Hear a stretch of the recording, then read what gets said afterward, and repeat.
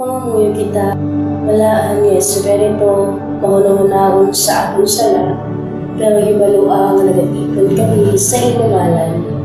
Kari ka sa amon, magabud ka sa amon, nag-iwagan mo ang amon mga tagipusoon. Hatagi kami sa kapawa kapusog sa paghibalo sa imong kaabuton, inuha kami kag ikabuhi ini sa among tagsa kakabuhi. Giyahay kami sa imo kaalam, sa kaga kami sa imo gahom. Tungod ikaw, Diyos, naging mo sa limaya sa mamay kabanan.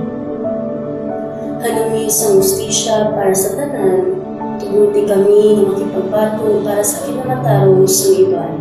Hindi pagtuguti na mapatalang kami sa manas sa pagka-ignorante, bukod malibog ang ulo sa kahadlok bukod pabor. Isa kami sa imo kaugalingon, paagib sa relasyon sa pagkigugma, pagpadayon yung maging tampat kami sa tanan ng kamatuguran.